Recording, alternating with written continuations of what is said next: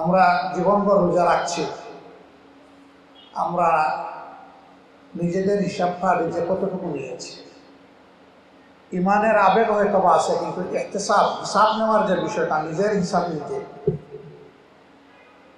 আমি আমার জাজ, আমি আমার আখলাকের ব্যাপারে উইটনেস বা সাক্ষী, এবং আমি আমার অপরাধের ব্যাপারে বাদীও আমি, সাক্ষীও আমি, জাজও আমি। এর নাম হচ্ছে ইহতিসাব।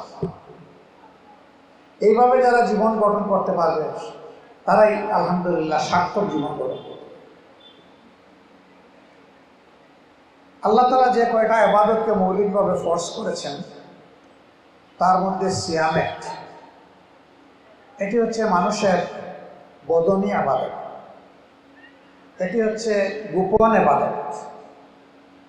একজন মানুষ রোজা রাখার ভান করে লুকিয়ে চুপিয়ে সে যদি খাওয়া দাওয়া করে, দরজা বন্ধ করে অন্ধকার ঘরে গিয়ে, কেউ হয়তো দেখবে না, কিন্তু দেখবেন তো একজন, হুয়া সামিউন বাসীর, যিনি শুনেন এবং দেখেন, কোনো কিছু তার থেকে এসকেপ করতে পারে না। তার ভয়ে যারা রোজা রাখে তাদের রোজা পূর্ণ হয়, তাকওয়ায় তাদের ফল পরিপূর্ণ হয়। এই জন্য রোজা রাখার উদ্দেশ্য সম্পর্কে আল্লাহ তাআলা এটাও বলেছে। হয়তো এই আয়াতটি কেউ তেলাওয়াত করেছে, তারপরে আমি আবার পড়ছি। ইয়া আইয়ুহাল্লাযীনা আমানু কুতিবা আলাইকুমুস সিয়ামু কামা কুতিবা আলাল্লাযীনা মিন ক্বাবলিকুম লাআল্লাকুম তাত্তাকুন। হে ঈমানদারগণ, তোমাদের জন্য এই রোজাকে লিখে দেওয়া হয়েছে, অবধারিত করে দেওয়া হয়েছে, ফরজ করা হয়েছে, যেমনটি তোমাদের পূর্বের মুমিনগণের উপর করা হয়েছিল।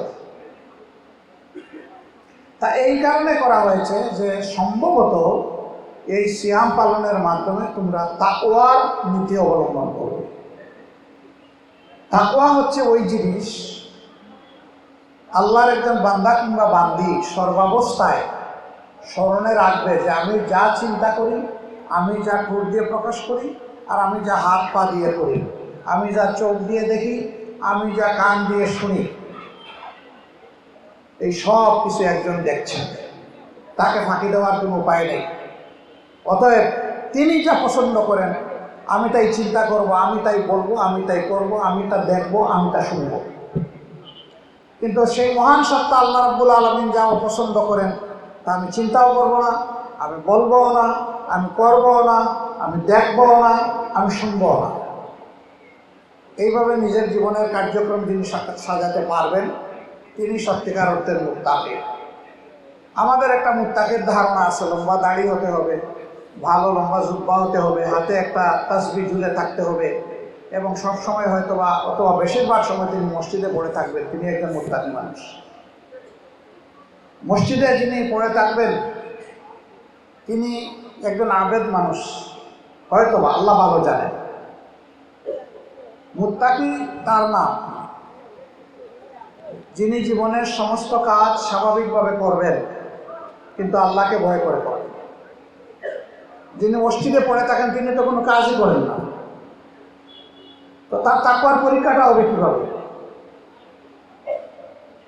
একবার ৫-৭ জন লোক একটা মজলিসে এক জায়গায় বসেছে, এর মাঝে একজন বোমা ফাটিয়েছে, বলতেছে এই সমাজের সবগুলা করা হচ্ছে, আমিও করা, নিজের দিকে অঙ্গুলি নির্দেশ করে বলছে। সবাই চুপচাপ। একজন প্রতিবাদ করে বলছেন, জনাব সবাইকে এক পাল্লায় মাপবেন না। তো তাইলে আপনার পাল্লাটা আলাদা, ঠিক আছে আপনারটা পরে মাপব। আমি অমুক অফিসে চাকরি করি, আমার হাত ঘুষ থেকে মুক্ত নয়। ভাই আপনি কি করেন? বলে যে ব্যবসায়ী। তো জিজ্ঞেস করছে যে আপনি ব্যবসার এই নীতি যেটা আল্লাহ পছন্দ করেন এটা আপনি অনুসরণ করেন? কই জি না, আমি তো সবটা পারি না। এরপরের জনকে জিজ্ঞেস করছে আপনি কি করেন? বলে যে আমি আপনার মতো চাকরি করি। কই যে আপনার আঙ্গুল কি পরিচ্ছন্ন? কই জি না, আমার আঙ্গুলে ময়লা আছে। শেষমেশ যিনি প্রতিবাদ করেছিলেন ওনাকে জিজ্ঞেস করছে, জনাব আপনি কি দয়া করে একটু বলবেন আপনি কি করেন? বলে যে জি আমি তো মসজিদে ইমামতি করি। বলে যে আপনার ঘুষ দিবেটাকে যে আপনি খাবেন? আপনি যদি আমার মতো চাকরি করতেন আর যদি সেই সুযোগটা আসতো আর আপনি যদি বলতেন যে এটি আমার নয়, এটার উপরে আমার হাত পড়বে না, আমি আল্লাহকে ভয় করি, তখন বোঝা যাইত যে আপনি সত্যিকার অর্থের পরহেজগার। ভাই, আপনার তো এই পরীক্ষারই সুযোগ নেই। সম্মানিত ভাইরা, পরহেজ মানেই হচ্ছে বেঁচে চলা। আমি এটা করবো, আমি এটা করবো না। কেন? যেটা করবো এই কারণে করবো আমার আল্লাহ খুশি হবে। কেন করবো না? আমার আল্লাহ নারাজ হবে, এই জন্য আমি করবো না।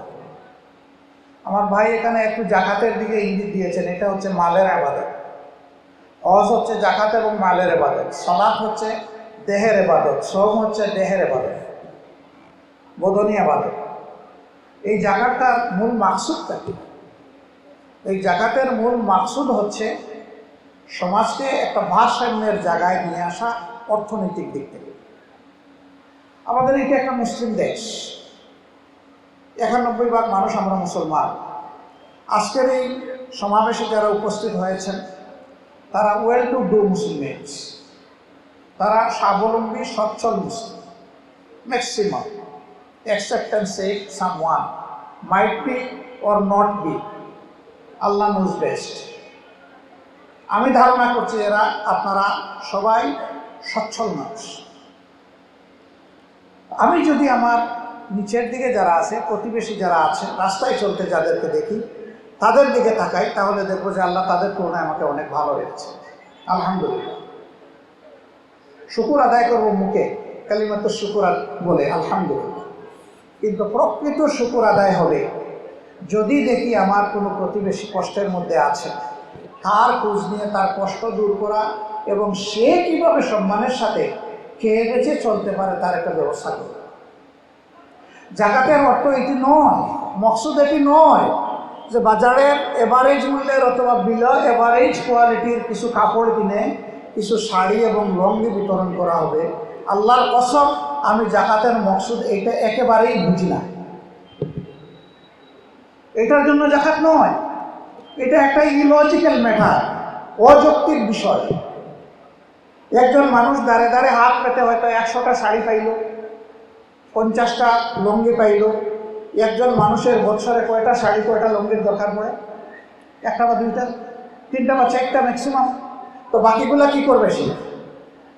এ টাকাটা তো তার ছিল, আপনি তো তাকে জিজ্ঞেস করেন না যে বন্ধু তোমার লুঙ্গি লাগবে না, শাড়ি লাগবে না, তোমার প্রয়োজনটা কোন জায়গায়? হক তার, ডিসিশন নিলেন আপনি, এটাই তো একটা না হক কাজ করলেন। আর তো জানবেন যে ওই লোকটার সমস্যা কোথায়।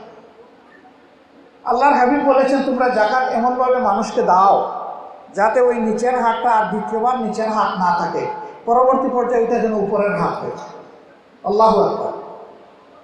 হযরত ওমর ইবনুল খাত্তাব রাদিয়াল্লাহু তাআলা আনহুর সময় একবার এক ভদ্রলোক, তিনি জাকাতের মাল নিয়ে বন্টন করার জন্য ঘর থেকে বের হয়েছে। দীর্ঘ সফরের পরেও তিনি এটা থেকে মুক্তি পাচ্ছেন না। রাষ্ট্র তাকে অ্যাডভাইস করেছিল, যাও তুমি ওই রকম কোনো গরিব মানুষ দেখে তাকে দিয়ে দাও। তিনি দীর্ঘ দিন পথ মেরে সফর করে একটা গাছের নিচে সামান্য ছায়াতে আশ্রয় নিয়েছে। ঘুম লেগে গেছে, জাকাতের অর্থের পুটলা তার মাথার নিচে বালিশ। তিনি উঠছেন, উঠে দেখেন যে একজন দুলামুলিন মানুষ, একেবারেই কাপড় চোপড় বয়লা, তিনিও এরকম একটা কিছুর উপরে মাথা দিয়ে ঘুমাচ্ছেন। আর মনটা খুশিতে উদ্বেলিত হয়ে উঠল যে আল্লাহ বুঝে আমার জন্য এখন বোঝা হ্রাস করা সেই ফিরিস্তা পাঠিয়েছে। নিশ্চয়ই এই লোক অভাবী হবে, তার চেহারা থেকে বোঝা যাচ্ছে। তিনি বসে বসে পাহারা দিচ্ছেন। এই লোক যখন ঘুম ভেঙে উঠলো, গলায় জড়াই ধরলেন, ভাই তুমি ফিরিস্তা আমার জন্য। ভাই বুঝলাম না, আপনিও ঘুমাইলেন, আমিও ঘুমাইলাম, আমিও মানুষ, আপনিও মানুষ, তো আপনার মতো আমি ফিরিস্তা না, আমিও তো মানুষ, ফিরিস্তা হইলাম কি? ওই যে ভাই, আমি এই বোঝাটা বয়ে বেড়াচ্ছি, এটা কাউকে দেওয়ার পাচ্ছি না, আপনাকে দেখে মনে হচ্ছে যে আপনি আমাকে এটা গ্রহণ করে সাহায্য করতে পারবেন। এটা বললেন না যে আপনাকে গরিব মনে হচ্ছে, খুব বিনয়ের সাথে। ওই লোক হাসতে হাসতে বলল, ভাই একই দশা আমারই, ওই যে দেখছেন আমার এই বালিশটা বালিশ না, ওইটা একই জিনিস, আমি ওই এক দশার উপরে আছি। আল্লাহু আকবার। আল্লাহ তাআলা চাইলে এইভাবে সমাজকে নিয়ামত দিয়ে ইউনিফর্মলি পরিপূর্ণ করে দিতে পারে। আল্লাহ রাসূল কঠোরভাবে বলেছেন যে নিজে পেট পুরে খায় আর তার প্রতিবেশীর অভুক্ত থাকে তার দিকে নজর দেয় না, ফালাইসা মিন্না, এ আমার উম্মত নয়, এ আমার উম্মত হওয়ার দাবি করতে পারে। রাসূলের সাহাবীরা জিজ্ঞেস করছেন, যদি ওই প্রতিবেশী ইহুদি হয়, আল্লাহ রাসূল পাল্টা প্রশ্ন করেছেন, সে কি মানুষ নয়? ইহুদি না মুসলিম এটা তোমার দেখার বিষয় নয়, তোমার দেখার বিষয় সে তোমার প্রতিবেশী আর সে অভুক্ত। প্রিয় চিকিৎসক বন্ধুগণ, আপনাদের কপাল খুবই সুপ্রসন্ন, প্রশস্ত। আল্লাহু আকবার। আল্লাহ তাআলা আসরের দিন কিছু মানুষকে বলবেন, আরে আমি অসুস্থ ছিলাম, তুমি আমাকে সেবা শুশ্রূষা করো নাই, যদি পরে আসতে আজকে আমার জান্নাত তোমাকে অল্প করে তোমার হাতে তুলে দিত। আল্লাহ বান্দা জিজ্ঞেস করবে, হে আল্লাহ, আপনি বেনিয়াস, আপনি সমান, আপনি আবার অন্যের সাহায্যের মুখাপেক্ষি হন কিভাবে? আপনি অসুস্থ হন কিভাবে? আপনি তো দারুশ শিখার মালিক। আল্লাহ তাআলা বললেন, আমি না, আমার বান্দা অসুস্থ হয়ে তোমার কাছে গিয়েছিল, তুমি মন ভরে আমাকে খুশি করার জন্য তাকে সেবাটা দাও। কাজে আজকে আমার কাছে তোমার জন্য কোনো ভালো পাওনা নেই।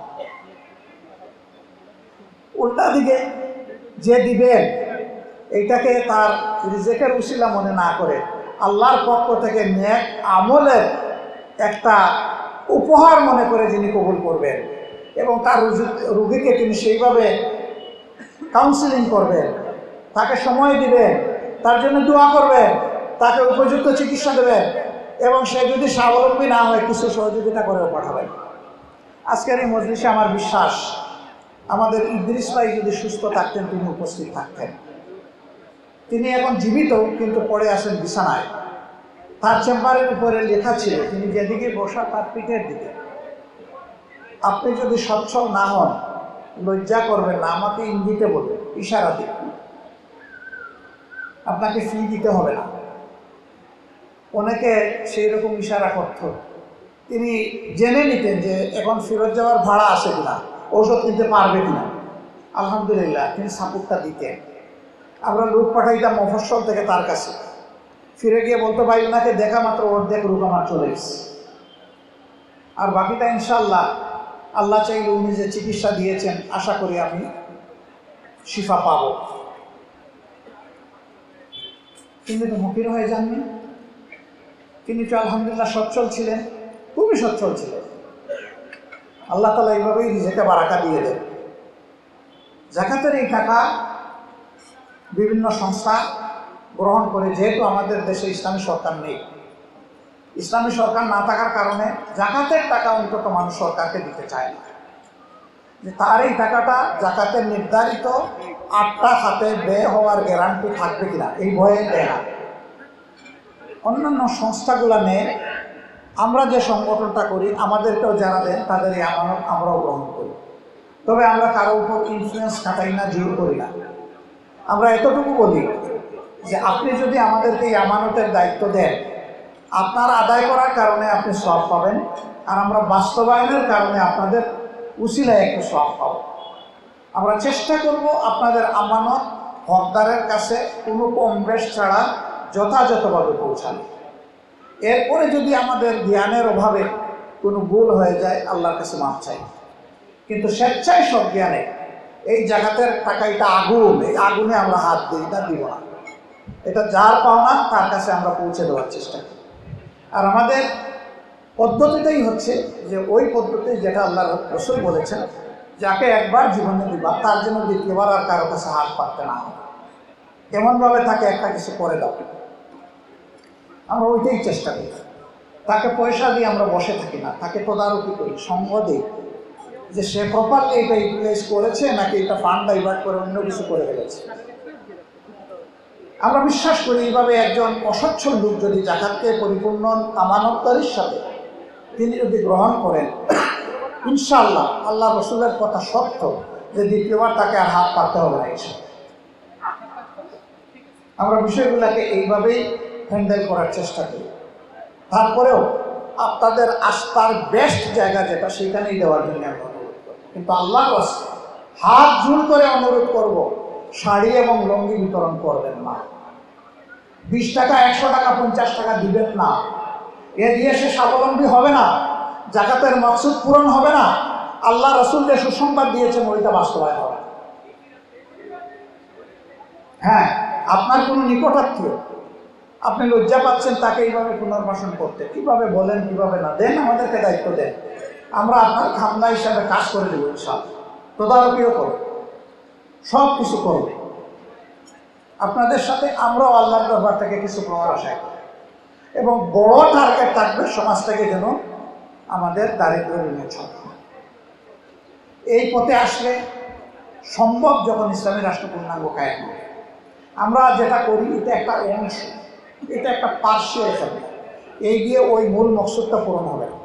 এই জন্য মূল জায়গায় আমাদের যেতে হবে, যে দিনটা পরিপূর্ণভাবে সমাজে কায়েম। এই ক্ষেত্রে যার যার জায়গা থেকে সর্বোচ্চ অবদান মনে রাখবেন, ইন্ডিভিজুয়ালি সবার উপর আল্লাহর কসম, মাবুদের জাতের কসম, দিন কায়েমের কাজ করা পর সবার উপর ইন্ডিভিজুয়াল। আপনি করলে আপনার ছেলের হক আদায় হবে, ছেলে করলে বাপের হক আদায় হবে না, স্বামী করলে স্ত্রীরটা আদায় হবে না, স্ত্রী করলে স্বামীরটা আদায় হবে। এই কাজ ইন্ডিভিজুয়ালি সবার উপরে করছে। তবে সবাই একই কাজ করার যোগ্য না হতো, যার জন্য যেটা মানায় তুমি সেটা। এটা হবে রিলে রেস, 4 জন একসাথে দৌড়ায় না, একজন শুরু করে দ্বিতীয়জনকে হ্যান্ড ওভার দেয়, দ্বিতীয়জন এই রুমালটা হাতে নেবে, নিয়ে জান প্রাণ দিয়ে দৌড়াবে, তৃতীয়জনকে হ্যান্ড ওভার করেছে। টার্গেট থাকবে যে আমার রুমালটা যেন চ্যাম্পিয়ন। তৃতীয়জনও দৌড়াবে হাতে নিয়ে চতুর্থজনকে দেওয়ার জন্য। চতুর্থজন তার শ্বাসবদ্ধ ঊর্ধ্বশ্বাসে পারলে সে উড়ান দিয়ে চলে যায়, গিয়ে টার্গেট পয়েন্ট সে টাচ করে, সেই রকম করে দৌড়াবে। এই জন্য আল্লাহ বলেছেন, নেক কাজে তোমরা দৌড়াও। আমরা সেই দৌড়ানোর কাজটা সবাই মিলে একসাথে করতে চাই, সেই রিলে রেসটাই দিতে চাই, সেই রিলে রেসটাই আমরা দিতে চাই। এই রেসে আপনাদের সকলকে অংশগ্রহণ করার জন্য আহ্বান জানাই। বাংলাদেশ জামাতে ইসলামী কমিটেড নেতাকে প্রতিষ্ঠিত করা নয়, বরঞ্চ আল্লাহর নীতিকে প্রতিষ্ঠিত করছে। নেতাকে ক্ষমতায় নেওয়ার জন্য নয়, আল্লাহর কোরআনকে ক্ষমতায় নেওয়ার জন্য। সেই দিনটির অপেক্ষায় আছে। সবাই দোয়া করবেন। আসসালামু আলাইকুম।